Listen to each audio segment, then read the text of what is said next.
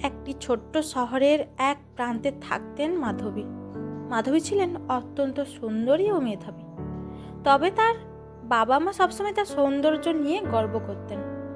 পাত্র দেখার সময়ও তারা মাধবীর সৌন্দর্যের কথা বারবার তুলে ধরতেন, যেন সেটাই ছিল তার জীবনের সবচেয়ে বড় অর্জন। একদিন মাধবীর বাবা মা একটি সম্ভ্রান্ত পাত্রের সঙ্গে মাধবীর বিয়ে ঠিক করলেন। পাত্র ছিলেন উচ্চপদস্থ সরকারি চাকুরে, শিক্ষিত ও গম্ভীর প্রকৃতির। পাত্রপক্ষ মাধবীদের বাড়ি এলো। পাত্রীর মা তৎক্ষণাৎ শুরু করলেন মাধবীর সৌন্দর্যের প্রশংসা।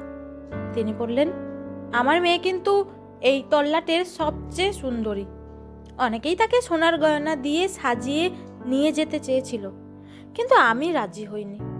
আমার মেয়ে সুন্দরী, শিক্ষিত, উচ্চপদের সরকারি চাকরি ছাড়া আমি তার বিয়েই দেব না। পাত্র মন দিয়ে শুনছিলেন পাত্রীর মায়ের কথা, কিন্তু কোনো প্রতিক্রিয়া দিচ্ছিলেন না।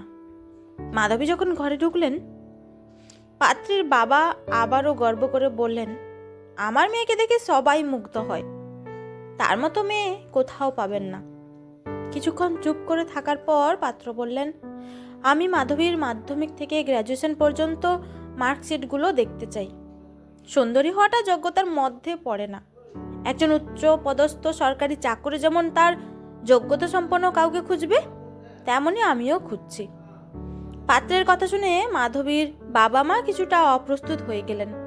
তার বাবা বললেন, মার্কশিট কি কাজে লাগবে? পাত্র শান্ত স্বরে উত্তর দিলেন, সৌন্দর্যটাই বা কি কাজে লাগে? আজ আছে, কাল তো থাকবে না। যা থাকবে সেটা হলো গুণ। বিয়ে যখন দেখে শুনেই হচ্ছে, তখন দুই পক্ষকেই দেখে শুনে সিদ্ধান্ত নেওয়া উচিত। এবার মাধবী নিজেই কথা বললেন, আপনি একদম ঠিক বলেছেন। আমি অনেকবার আবার বাবা মাকে বোঝাতে চেয়েছি যে আমি নিজের পায়ে দাঁড়িয়ে আমার যোগ্যতা সম্পন্ন কাউকেই বিয়ে করতে চাই। সৌন্দর্য আমার নিজের অর্জন নয়, আর আমার রেজাল্টও একদম ভালো না। তাই আমি আপনাকে বিয়ে করতে পারবো না, কারণ আমি আপনার উপযুক্ত নই।